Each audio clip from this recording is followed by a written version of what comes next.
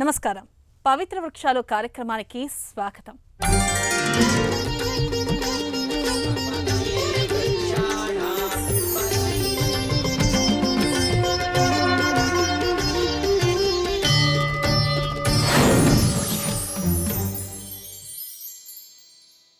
అడుగుకొక చెట్టు, అభివృద్ధికి మెట్లు, చక్కగా పెరిగే చెట్లు, ఆక్సిజన్ అందించే ఆయువు పట్లు, ఆహారం, ఆరోగ్యం, ఔషధం, ఆనందం, వీటన్నిటికీ వృక్షాలే కారణం. జీవకోటి మనుగడకు వృక్షాలే శరణ్యాలు అంటే అతిశయోక్తి కాదు. చెట్టు ఇచ్చే పంట, మన ఆకలి తీర్చే పంట, ప్రతిరోజు ప్రతిక్షణం మనకు సహాయం చేస్తూనే ఉండే ఎన్నో వృక్షాల గురించి, వాటి గొప్పతనం గురించి మీకు అందించే కార్యక్రమమే పవిత్ర వృక్షాలు. అలాంటి పవిత్ర వృక్షాల్లో ఒకటైన వెదురు గురించి ఇప్పుడు తెలుసుకుందాం.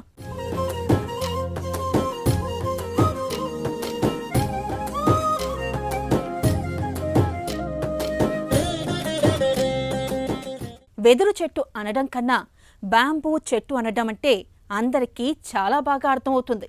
చాలా పర్యాటక ప్రదేశాల్లో బ్యాంబూస్లో వండే వంటలు ఎంతో ఫేమస్ కూడా. అలాగే వెదురు బొంగులతో ఇప్పుడు ఇళ్లను కట్టుకోవడం ఒక ప్రత్యేకత. మన చిన్నప్పటి నుండి మన ఇంట్లో బుట్టలు, తట్టలు, బియ్యం చెరిగే చేటలు, నిచ్చెనలు, ఇలా అన్ని అవసరాలకు మనం వెదురును ఉపయోగిస్తూ వచ్చాం.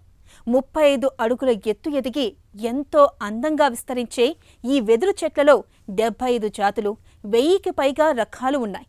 పట్టణాల్లోని పార్కుల్లో, పెద్ద గేటెడ్ కమ్యూనిటీ విలాస్లో వెదురు చెట్లను ప్రత్యేకంగా పెంచి మరింత ఆకర్షణీయంగా తయారు చేస్తున్నారు.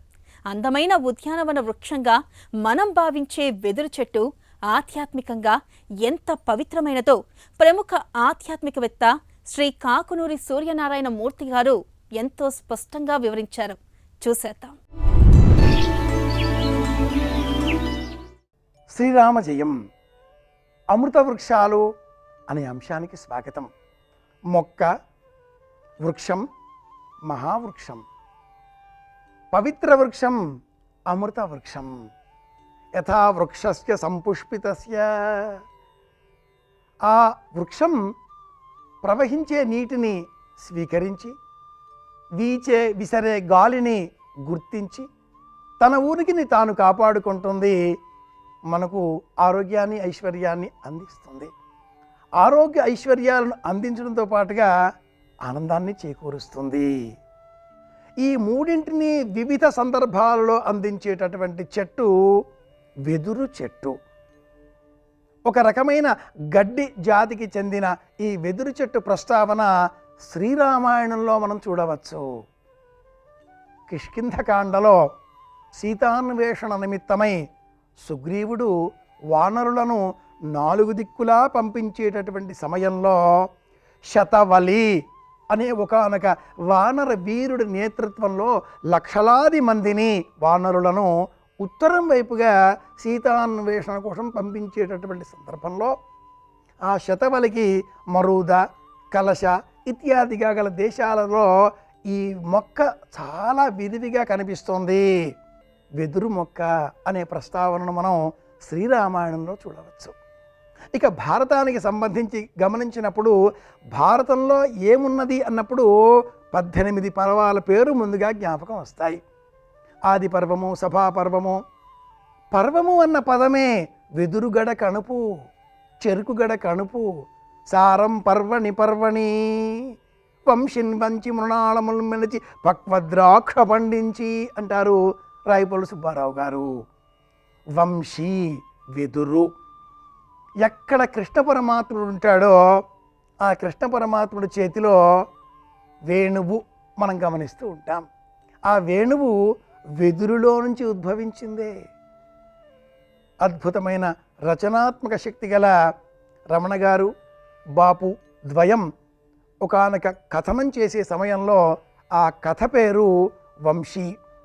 ఆ కథనంలో ఈ వేణువులను సిద్ధం చేసేటటువంటి ఒక కర్మచారి ఒక కృష్ణాష్టమి నాడు కృష్ణుడికి పరమాద్భుతమైనటువంటి పిల్లన గ్రోవి వేణువును అందించాలి అనే ప్రయత్నానికి శ్రీకారం చుట్టి ఉదయం నుంచి సాయంత్రం వరకు వందలాది వెదురు కర్రలను ఉత్తరించి వేణువులుగా సిద్ధం చేసి ఈ వేణువు స్వరాన్ని ఏ విధంగా ధ్వనింపజేస్తున్నదా అంటూ తాను అలా ఒక్కసారి పరిశీలించి ఇది బాగోలేదు మరి ఒకటి సిద్ధం చేయడం, ఇది బాగోలేదు మరి ఒకటి సిద్ధం చేయడం, ఇలా నల్లనయ్యకు అందమైన పిల్లన గ్రోవి అందించాలి. ఈ వెదురు మొక్కలన్నీ కూడా అలా శివ సంబంధంగా, ఈశ్వర సంబంధంగా, దైవ సంబంధంగా అర్పించేటటువంటి నేపథ్యంలో పరమేశ్వరుడు కృష్ణ పరమాత్ముడు కనుక అందించాలి అనుకునేటట్లుగా అనేక వేణువులు చేసి చేసి అలసిపోయి కాసేపు అయ్యాక చిట్ట చివరి ప్రయత్నం అనుకొని ఒక వేణువు సిద్ధం చేసి ఆ వేణువును ఇలా ఒక ధ్వనిని వెలువడే విధంగా ప్రయత్నం చేసి విసుగుతో పిల్లల గ్రోవులలో సరిగా రాలేదులే అనుకొని వదిలివేయగా ఆ ధ్వని అలా ఈ నోటి పెదవుల వద్ద ప్రారంభమైనది చెవికి చేరే సమయంలోనే చేతిలో ఉన్న పిల్లన గ్రోవుల రాశిలో కలిసిపోవడం, ఆ ధ్వని అమృతమయమైనదిగా భావన కలగడం, స్ఫురించడంతో ఆ కళాకారుడికి ఏం చెయ్యాలో తోచలేదు. ఆ పిల్లన గ్రోవులలోంచి వెతికి వెతికి ఏది ఏది ఏది ఏది తను సృష్టించిన ఆ అద్భుతమైనటువంటి నాదంతో కూడుకున్న పిల్లన గ్రోవి అలసిపోయాడు. ఒక గోడకు చేరగిలబడ్డాడు. ఆశ్చర్యకరంగా కాసేపు అయిన తర్వాత అన్ని పిల్లన గ్రోవులలోంచి అద్భుతమైన నాదమే ధ్వనించడంతో నల్లనయ్య నీ ఉన్నావయ్యా అనుకున్నాడు. అది వెదురు మాహాత్మ్యం. ఈ వెదురు గడ కడుపులన్నీ కూడా ఇలా పిల్లన గ్రోవులుగా మార్చే ఈ కథనం నేపథ్యంలో మనం గ్రహించవలసింది ఏమిటి అంటే ఈ శరీరమే ఒక పిల్లన గ్రోవి. ఇందులో ప్రసరించే గాలి ఇడా పింగళిక మధ్య సుషుమ్నాయై ఆ ప్రాణవాయువే పరమాత్ముడి ఉనికికి ప్రతీక. ఈ తీసుకునే గాలి అలా వదిలే గాలి ఈ రెండు కూడా వేణుమయమైనవి అయినప్పుడు కృష్ణకర్ణామృత కవి ఈ సందర్భాన్ని ఎలా గుర్తు చేస్తాడంటే మురళి వెదురు అయి మురళి ముకుంద స్మేర వక్త్రారవింద్ర శ్వసన మధుర సంజ్ఞాద్యయాచే. కృష్ణ పరమాత్ముడు పిల్లన గ్రోవి అలా చేతబుచ్చుకొని ధ్వనిని ప్రకటింపజేసే సమయంలో ఆ పరమాత్ముడి చెవికి దగ్గరగా ఉంటావు కాబట్టి ఆ ధ్వని నా హృదయంగా ఆ స్వామికి విన్నవించవలసింది అంటూ వేణువుని వేడుకునేటటువంటి ఆ ప్రార్థన కృష్ణకర్ణామృతంలో మనం గమనించవచ్చు. డబ్బు కావాలా? ఇంటిలో వెదురు ముక్కలు పెంచుకోవాలి. వాస్తుశాస్త్రంలో వెదురుకు ఒక ప్రత్యేకమైనటువంటి ప్రాశస్త్యం ఉంది. ఇంటిలో పెంచుకోవలసిన మొక్కలలో వెదురు ఒకటి.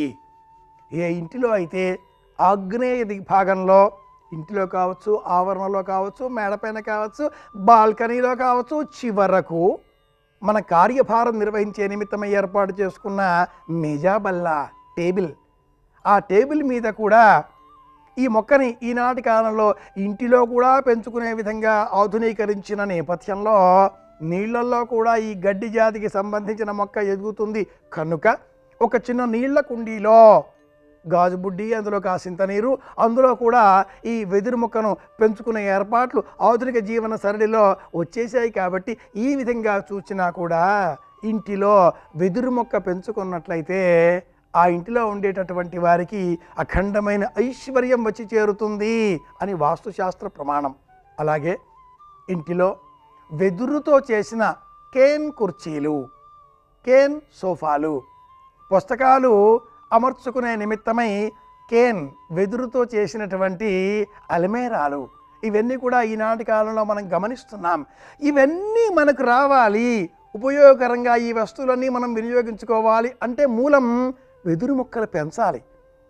ఉన్న వాటిని మనం అలా స్వీకరించేసి వినియోగించుకుని ప్రయోజనం సాధిస్తే భావితరాల వారికి మూలాలను కాపాడవలసిన బాధ్యత మన మీద ఉన్నది కనుకనే అందరూ కూడా వెదురు మొక్కను ఇంటికి ఆగ్నేయ దిగ్భాగంలో పెంచుకునే ప్రయత్నాలు చేయాలి. అందరిలో జాతక శాస్త్రాన్ని పరిశీలించినప్పుడు ఏ నక్షత్రం వారికి ఈ వెదురు మొక్క ఎక్కువగా మేలు చేకూరుస్తుంది, తప్పనిసరిగా ఏ నక్షత్రం వాళ్ళు పెంచి పోషించాలి అంటే పునర్వసు నక్షత్రం వారికి ఈ వెదురు అద్భుతంగా మేలు చేస్తుంది.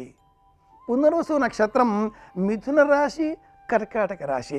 2 రాశులలో కూడా ఉన్నటువంటి త్రిపాద నక్షత్రం కనుక మిథున రాశి వారు అలాగే కర్కాటక రాశి వారు కూడా ఈ వెదురు మొక్కను పెంచి పోషించే ప్రయత్నాలు చేస్తే అఖండమైన ఐశ్వర్యం వారికి చేరుతుంది అని వాస్తు శాస్త్ర ప్రమాణం, జ్యోతిష శాస్త్రం కూడా ఈ సత్యాన్నే నిర్ధారణ చేస్తుంది.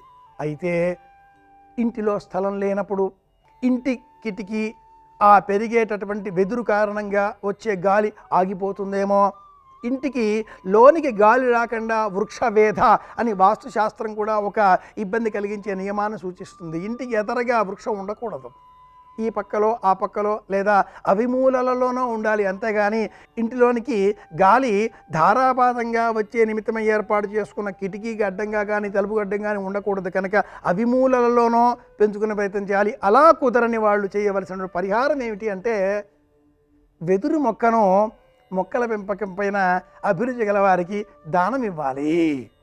అప్పులలో ఉన్నవారు, అప్పుల బాధ పెరిగిన వారు, అలాగే తాము అప్పు తీసుకున్న సమయంలో అప్పు చెల్లించవలసింది అంటూ రుణదాతలు తమని బాగా ఇబ్బంది పెడుతున్న సమయాల్లో ఏం చేస్తే ఈ బాధ కాస్త తగ్గుతుంది అనేటటువంటి వారంతా కూడా ఆఫీసులలో కూడా పనిచేసే చోట అధికారుల అనుమతితో మేజాబల్ల పైన ఇలా గాజు బుడ్డిలో కాసింత నీరు పోసి ఒక వెదురు మొక్క అందులో పెంచే ప్రయత్నం చేస్తే ప్రశాంతత చేకూరడంతో పాటుగా ప్రతి సమస్యను అర్థవంతంగా ఎదుర్కొనేటటువంటి మనోధైర్యాన్ని ఈ వెదురు మొక్క అందిస్తుంది. కృష్ణుడికి అర్జునుడు ఏ విధంగా సహాయం చేశాడో, గీతాబోధ చేశాడో, అదేవిధంగా మనకు కూడా ఈ వెదురు కృష్ణుడికి ప్రతీకాత్మకంగా అంత సహాయము చేస్తుంది. మేజాబల్లపైన పెన్నులు, పెన్సిళ్ళు ఏర్పాటు చేసినటువంటి ఒక వృత్తాకారంగా ఉండే ఆ గ్లాసులో కానీ ఒక వెదురుతో చేసిన ఆ వేణువు పిల్లన గ్రోవిని అలంకరించుకుంటే కూడా అఖండమైన ఐశ్వర్యం ఆనంద రూపంలో వచ్చి చేరుతుంది. కనుక ఈ వెదురు మొక్కను తప్పకుండా పెంచుకునే ప్రయత్నం చేద్దాం. తెలుసుకున్నాం కనుక పాటిద్దాం, ప్రయోజనం సాధిద్దాం. మరొక మొక్క లేక వృక్షం గురించి తెలుసుకోవడం కోసం మళ్ళీ కలుసుకుందాం. శ్రీరామ జయం. వెదురు చెట్టు ఆధ్యాత్మిక విశిష్టత, గొప్పతనం గురించి చూశాం కదా. అలాగే చర్మ వ్యాధులను అరికట్టి ఎదురులేని వెదురుగా ఎన్నో ప్రయోజనాలు కలిగిన వెదురు చెట్టు ఆరోగ్యపరంగా, ఔషధంగా ఎంత విలువైనది, మనిషికి ఆరోగ్యానికి ఎన్ని రకాలుగా ఉపయోగపడుతుంది, ఎన్ని రకాల అనారోగ్య సమస్యలను ఇది దూరం చేస్తుందో senior ayurvedic physician doctor Murali Manohar Chirumamilla చెప్పే విషయాలని చూసేద్దాం.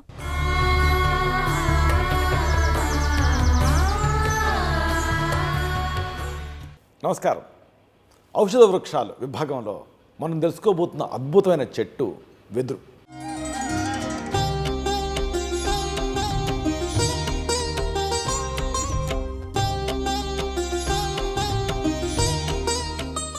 ఎన్నో యుగాలుగా మానవాళికి ఇది నీడనిచ్చింది, గూడు కట్టి ఆశ్రయం ఇచ్చింది, ఆకలిని తీర్చింది. కేవలం ఇక్కడే కాదు, ప్రపంచం మొత్తంగా చూస్తే అనేక సంస్కృతుల్లో వెదురు ఒక ప్రత్యేకమైన స్థానాన్ని సంపాదించుకుంది. ఆశ్చర్యంగా ఉంది కదా. ఒక సాధారణమైన గడ్డి జాతి మొక్క ఇంతటి ప్రాముఖ్యతని ఎలా సంపాదించుకుంది అని చరిత్ర పుటలు మనం తిరగేస్తే ప్రాచీన చైనా గ్రంథాలు వెదురుపైనే లిఖించబడ్డాయి. అలాగే ఆయుర్వేదం ఈ వెదురుని ఒక టానిక్ కింద పరిగణిస్తుంది. ముఖ్యంగా వంశలోచన అన్న పేరుతో వెదురు ఉప్పుని ఉపయోగిస్తుంది. ఆధునిక పరిశోధనలు కూడా ఈ వెదురులో దాగున్నటువంటి ఎన్నో ఔషధ గుణాలని వెలికి తీశాయి. దీని వేగవంతమైనటువంటి పెరుగుదల, అంటే ఫాస్ట్గా ఈ వెదురు పెరుగుతుంది. అలాగే అద్భుతమైనటువంటి బలం, ఇంకా పర్యావరణ అనుకూలత, వీటి గురించి ఎంత చెప్పినా కానీ నిజానికి తక్కువే. ఒక్క రకంగా మనం చెప్పాల్సి వస్తే వెదురు భూమిపైన అత్యంత బలమైన, వేగంగా పెరిగేటటువంటి కలపజాతి మొక్క. మీకు తెలుసు 1945లో హిరోషిమా అణుబాంబు దాడి జరిగింది. ఆ అణుబాంబు దాడి జరిగిన తర్వాత బతికి నిలబడినటువంటి వెదురు మొక్కల గురించినటువంటి విషయం దాని ఆ దృఢత్వానికి నిదర్శనం. అంటే అన్నీ చనిపోయినా కానీ ఈ వెదురు నిలబడింది. కొన్ని రకాలు రోజుకి 1.5 మీటర్ల వరకు కూడా పెరుగుతాయంటే మీరు నమ్మగలరా? అయితే దీని స్వరూపం తెలుసుకోవటం అనేది అవసరం. వెదురు గ్రామీణే కుటుంబానికి సంబంధించింది. ప్రపంచంలోనే అతి పొడవైనటువంటి గడ్డి జాతి చెట్టు ఇది. దీని బొటానికల్ నేమ్ అంటే శాస్త్రీయ నామం ఏమిటి అంటే ఫైలోస్టాచిస్ బాంబులోయిన్స్ అనేటువంటి పేరుతోటి దీన్ని పిలుస్తారు. ఇది అనేక జాతులను బట్టి స్పీసీస్ మారుతూ ఉంటాయి. కొన్నేమో 30 సెంటీమీటర్ల పొడవే ఉంటే మరికొన్ని ఏమో 40 మీటర్ల కంటే ఎత్తు వరకు కూడా ఇవి పెరుగుతూ ఉంటాయి. దీని కాండం లోపల ఖాళీగా ఉంటుంది. ఆ విభాగాల మధ్య కణుపులు ఉంటాయి. ఆ కణుపుల మధ్య ఈ వంశలోచన అంటే వెదురుప్పు అనేది ఉంటుంది. దాన్ని ఆయుర్వేదంలో సేకరించి ఔషధాల కింద వాడుతూ ఉంటాం. అలాగే ఆకులు దీర్ఘ వృత్తాకారంలో ఉంటాయి, మీకు తెలిసిందే. ఇంకా వెదురు తాలూకు ఆ కాండం, అలాగే కొమ్మలు, అలాగే ఇంకా ఆకులు ఇవన్నీ కూడా శీతాకాలంలో కూడా పచ్చగా ఉంటాయి. దీని జీవితకాలం చాలా తక్కువ, కేవలం ఒక 20 ఏళ్ళు మాత్రమే జీవిస్తుంది. అయితే జాతులను బట్టి 7 నుంచి 120 సంవత్సరాల మధ్య ఒకసారి మాత్రమే ఇది పుష్పిస్తూ ఉంటుంది. ఇది ఒక అమేజింగ్ విషయం. అంటే ఒకే జాతికి సంబంధించినటువంటి వెదురు మొక్కలన్నీ కూడా ప్రపంచంలో ఎక్కడున్నా కానీ ఒకే టైంలో ఇవి పుష్పిస్తాయి. ఇదొక ఆసక్తికరమైన విశేషం. ఈ వెదురు చాలా బలమైనటువంటి అనువైనటువంటి మొక్క. ఇది అంటార్కిటికా మినహా అన్ని ఖండాల్లో కూడా రకరకాల వాతావరణ పరిస్థితుల్లో ఇది పెరుగుతుంది. అలాగే బలమైనటువంటి గాలికి వంగుతుంది కానీ విరగదు. ఇది సాధారణ ఉక్కు కంటే కూడా ఎక్కువ బలాన్ని కలిగి ఉంటుంది. ఇది దీని మరొక విశేషం. అంటే ఈ భూమిపైన అత్యంత బలమైనటువంటి కలప మొక్కలలో ఈ వెదురు అనేది ఒకటి. దీన్ని ఆకులు, కొమ్మలు, అలాగే రెమ్మలు అన్నిటికీ ఔషధ ఉపయోగాలు ఉన్నాయి. అంటే రకరకాల సమస్యలను తగ్గించుకోవడానికి వీటిని వాడుకోవచ్చు. చాలామందిని ఇబ్బంది పెట్టేది దగ్గు, కాఫ్. దగ్గు అంటే ఏమిటి అంటే ఊపిరితిత్తులు శ్వాసనాళాల నుంచి ఒక చికాకు కలిగించేటటువంటి పదార్థాన్ని బయటికి నెట్టేసేటువంటి ప్రయత్నంలో జనించేటటువంటి ఒక చర్య. సాధారణంగా దగ్గుతో పాటుగా అనుబంధ లక్షణాలు ఉంటాయి. గొంతులో గరగర ఉంటుంది, శ్వాస తీసుకోవడంలో ఇబ్బందిగా అనిపిస్తూ ఉంటుంది, ఛాతీలో నొప్పి ఉంటుంది, కొన్నిసార్లు కఫం కూడా పడుతూ ఉంటుంది, ప్రొడక్టివ్ కాఫ్. అయితే వెదురుని ఎలా వాడుకోవాలి? దగ్గు నివారణ కోసం వెదురు బెరడు లేదా ఆకుల రసాన్ని తీసుకోవచ్చు. సాధారణంగా 1 నుంచి 2 చెంచాల రసాన్ని రోజుకి 2 సార్లు తీసుకుంటూ ఉంటే మంచిది. దీనికి కొద్దిగా తేనె కూడా కలిపారనుకోండి, మరింత ఎఫెక్టివ్గా ఇది పనిచేస్తుంది. ఈ వెదురు నుంచి తయారు చేసినటువంటి కషాయాన్ని మీరు తీసుకోవచ్చు. ఆయుర్వేదం ప్రకారంగా ఈ వెదురు శీతలీకరణ గుణాన్ని, కఫాన్ని తగ్గించే గుణాన్ని కలిగి ఉంటుంది. సైన్స్ ప్రకారంగా వెదురులో ఉండేటటువంటి కొన్ని ప్రత్యేక రసాయనాలు శ్వాస నాళాన్ని శుభ్రం చేయడానికి సహాయపడతాయి, వాపును తగ్గిస్తాయి. దీంతో దగ్గు తగ్గుతుంది. అలాగే చాలామందిని ఇబ్బంది పెట్టే సమస్య ఆయాసం. ఆస్మా అంటే ఏమిటి అంటే శ్వాసనాళాలు సంకుచితం అవటం, కుంచుకుపోవటం. దీంతో ఊపిరి తీసుకోవటం అనేది కష్టంగా మారుతుంది. ఇదొక శ్వాసకోశ వ్యాధి. ఇలాంటప్పుడు వెదురుని ఎలా వాడుకోవాలి? ఆస్మా నుంచి రిలీఫ్ పొందాలంటే వెదురు బెరడు లేదా వెదురు ఆకుల పొడిని ఇంటర్నల్గా వాడుకోవచ్చు. 1 నుంచి 3 గ్రాముల ఈ పొడిని రోజుకి 2 సార్లు దీన్ని నీళ్ళ కలిపి తీసుకోవచ్చు, లేదా తేనెతో కలిపి కూడా ఇంటర్నల్గా చప్పరించి మింగొచ్చు. అలాగే వెదురు రెమ్మల నుంచి తీసినటువంటి రసాన్ని కూడా వాడుకోవచ్చు. ఆయుర్వేదంలో ఈ వెదురు ఆస్మాలో కఫాన్ని తగ్గించడానికి, అలాగే శ్వాసనాళాన్ని విస్తరింపజేయడానికి సహాయపడుతుందని చెప్పారు. వెదురులో ఉండేటువంటి యాంటీ ఇన్ఫ్లమేటరీ గుణాలు శ్వాసనాళంలో తయారైనటువంటి ఇన్ఫ్లమేషన్ని అంటే వాపును తగ్గించడానికి సహాయపడతాయి. అలాగే వెదురు జ్వరంలో కూడా ఉపయోగపడుతుంది. జ్వరం అంటే ఏమిటి అంటే సాధారణ బాడీ టెంపరేచర్ కంటే బాడీ టెంపరేచర్ ఎక్కువ అవ్వటం. ఇది సాధారణంగా ఇన్ఫెక్షన్స్, ఇతర అనారోగ్యాల వల్ల వస్తూ ఉంటుంది. అనుబంధ లక్షణాల కింద జ్వరంతో పాటుగా ఉష్ణోగ్రత పెరగడంతో పాటుగా చలిగా అనిపించడం, తలనొప్పి, కండాల నొప్పి, నీరసం ఇలాంటి ఇబ్బంది పెడుతూ ఉంటాయి. అయితే వెదురుని ఎలా వాడుకోవాలి జ్వరాన్ని తగ్గించుకోవడానికి అంటే జ్వరం తగ్గాలంటే ఈ వెదురు ఆకులు లేదా వెదురు కాండం నుంచి తయారు చేసినటువంటి కషాయం దీన్ని ఇంటర్నల్గా తీసుకోవచ్చు.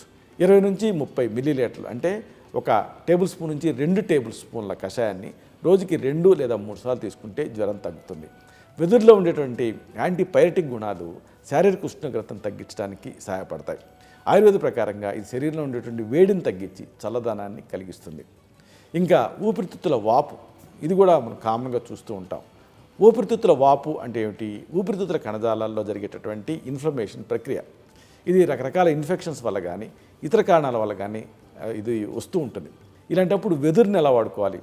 ఊపిరితిత్తుల వాపు లేదా ఇన్ఫ్లమేషన్ ఉన్నప్పుడు దాన్ని తగ్గించుకోవాలనుకుంటే వెదురు తాలూకు కాండం తాలూకు రసం దీన్ని కానీ, లేదా దీని నుంచి తయారు చేసినటువంటి టానిక్స్ చాలా ఉన్నాయి, లేదా దీని కాండం నుంచి సేకరించినటువంటి వెదురుప్పు వంశలోచనం అంటాం, దీన్ని కానీ వాడుకోవచ్చు. 1 చిటికెడు నుంచి 2 చిటికెళ్ళ మోతాదుగా తేనెతో కలిపి తీసుకోవచ్చు. లేదు ఈ కాండం నుంచి తయారు చేసినటువంటి రసం అయితే 2 నుంచి 3 చెంచాల రసాన్ని తీసుకోవచ్చు. దీంట్లో ఉండేటువంటి యాంటీ ఇన్ఫ్లమేటరీ గుణాలు, యాంటీ మైక్రోబియల్ గుణాలు ఊపిరితిత్తుల్లో ఉండేటువంటి వాపును తగ్గించడానికి సహాయపడతాయి. అలాగే కొంతమందికి కఫం అంటే ఫ్లమ్ ఇబ్బంది పెడుతూ ఉంటుంది. కఫం అనేది ఏమిటి అంటే శ్వాసనాళాల ద్వారా ఉత్పత్తి చేసేటటువంటి జిగురుగా ఉండేటువంటి ఒక పదార్థం. సాధారణంగా పోస్ట్ నేషనల్ డిశ్చార్జ్ లాగా ఇది వస్తూ ఉంటుంది. మరి ఇలాంటి సందర్భాల్లో వెదురు ఎలా వాడుకోవాలి? వెదురుని అంటే కఫాన్ని తగ్గించుకోవాలనుకుంటే వెదురు రెమ్మల నుంచి తయారు చేసినటువంటి కషాయం దీన్ని ఇంటర్నల్గా తీసుకోవచ్చు. రోజుకి 2 సార్లు పూటకి 20 నుంచి 30 మిల్లీలీటర్లు అంటే 1 టేబుల్ స్పూన్ నుంచి 2 టేబుల్ స్పూన్ల కషాయాన్ని తీసుకోవటం మంచిది. ఈ వెదురు ఎలా ఉపయోగపడుతుంది అంటే ఈ వెదురు కఫాన్ని పలచం చేస్తుంది. కఫం పలచ ఎప్పుడైతే పడిందో అప్పుడు మ్యూకస్ ప్లెక్స్ ఉండవు కాబట్టి శ్వాస ధారాళంగా ఆడుతుంది. ఆయుర్వేద ప్రకారంగా ఇది శరీరంలో ఉండేటటువంటి అధిక తేమని అలాగే కఫాన్ని తగ్గిస్తుంది. అలాగే కొంతమందిని ఇబ్బంది పెట్టే సమస్య రక్తస్రావం, బ్లీడింగ్. ఈ రక్తస్రావం అంటే ఏమిటి? శరీరం నుంచి రక్తం బయటికి రావటం. ఇది అంతర్గతంగా కూడా జరగవచ్చు, బాహ్యంగా కూడా జరగవచ్చు. ఇలాంటప్పుడు రక్తస్రావం తాలూకు ముఖ్యమైన లక్షణం ఏంటంటే గాయం నుంచి రక్తస్రావం అవ్వటం, అలాగే మలంలో రక్తం కనిపించడం, మూత్రంలో కూడా రక్తం కనిపించడం. దీని ఆయుర్వేదం రక్తపిత్తం ఉంటుంది. సాధారణంగా దీనికి ముఖ్యమైన కారణం ఏంటంటే గాయాలు అవటంతో పాటుగా ప్రమాదాలు జరగటం, కొన్ని రకాల వ్యాధులు, అలాగే రక్తపోటు పెరగటం ఇలాంటివి ఈ రక్తస్రావాలకి కంట్రిబ్యూట్ చేస్తూ ఉంటాయి. అయితే వెదురుని ఎలా వాడుకోవాలి అంటే రక్తస్రావాన్ని ఆపటానికి వెదురు బెరడు తాలూకు పొడి లేదా ఆకుల రసం దీన్ని మీరు వాడుకోవచ్చు. గాయాలపైన అయితే ఈ వెదురు పొడిని మీరు డైరెక్ట్గా చల్లొచ్చు, అంటే ఒక డస్టింగ్ పౌడర్ లాగా, లేదా దాని రసాన్ని కూడా అప్లై చేయొచ్చు. దీంతో రక్తస్రావం తగ్గుతుంది. అంతర్గతంగా రక్తస్రావం అవుతుందనుకోండి, వైద్య సలహాతోటి వెదురు సంబంధిత ఔషధాలు ఈ వంశంలో వచ్చినవి ఇలాంటివి చెప్పుకున్నాం కదా, వీటిని వాడుకుంటే రిలీఫ్ ఉంటుంది. ఎందుకంటే వెదురులో ఈ రక్తస్రావాన్ని ఆపే గుణాలు ఉన్నాయి. ఇది రక్తనాళాన్ని ష్రింక్ చేసి రక్త ప్రవాహాన్ని నియంత్రిస్తుంది. ఇక ఈ మూత్ర నిలుపుదల అనేది అంటే యూరినరీ రిటెన్షన్ కొంతమందిని ఇబ్బంది పెడుతూ ఉంటుంది. అంటే యూరిన్ వచ్చినట్టు ఉంటుంది కానీ బయటికి రాదు. ఈ రిటెన్షన్ ఎప్పుడు జరుగుతుంది అంటే మూత్రాశయం పూర్తిగా ఖాళీ అవ్వకపోయిన సందర్భాలలో జరుగుతూ ఉంటుంది. దీనివల్ల మూత్రాశయంలోనే ఉండిపోతూ ఉంటుంది. సాధారణంగా ఇలాంటి సందర్భాలలో కొన్ని అనుబంధ లక్షణాలు ఉంటాయి. మూత్రం సరిగ్గా రాకపోవడంతో పాటు తరచుగా మూత్ర విసర్జన చేయాలి అని అనిపిస్తూ ఉంటుంది. అలాగే కడుపులో నొప్పి ఉంటుంది, అసౌకర్యం కూడా ఉంటూ ఉంటుంది. సాధారణంగా ప్రోస్టేట్ సమస్యలు, అలాగే మూత్రనాళపు ఇన్ఫెక్షన్స్, కొన్ని రకాల మందులు, అలాగే నరాల సంబంధ సమస్యలు ఇవన్నీ కూడా ఈ యూరినరీ రిటెన్షన్కి కారణమవుతూ ఉంటాయి. ఇలాంటప్పుడు వెదురుని ఎలా వాడుకోవాలి అంటే ఇలాగ యూరిన్ రిటైన్ అయినప్పుడు బయటికి రానప్పుడు అప్పుడు వెదురు రెమ్మల రసం దీన్ని ఉపయోగించుకోవచ్చు. రోజుకి 2 లేదా 3 చెంచాల ఈ రసాన్ని ఇంటర్నల్గా తీసుకుంటూ ఉంటే మూత్ర ప్రవాహం సాఫీగా జరుగుతుంది. ఎందుకంటే వెదురు డయూటిక్ లాగా పనిచేసి మూత్ర విసర్జనకి సహాయపడుతుంది. ఇది మూత్ర నాళాన్ని స్టిమ్యులేట్ చేసి మూత్రం సాఫీగా వెళ్ళటానికి తోడ్పడుతుంది. ప్రకృతి మనకి అందించినటువంటి ఈ అమూల్యమైనటువంటి వృక్ష సంపదని సద్వినియోగం చేసుకుందాం, ఆరోగ్యంగా ఉందాం. ఓం ధన్వంతరాయే నమః. వెదురు చెట్టు గురించి ఎన్నో విలువైన ఆధ్యాత్మిక అలాగే ఔషధ విలువల గురించి తెలుసుకున్నాం కదా. మరో ఎపిసోడ్లో మరో పవిత్ర వృక్షం గురించి తెలుసుకుందాం. అంతవరకు సెలవు, నమస్కారం.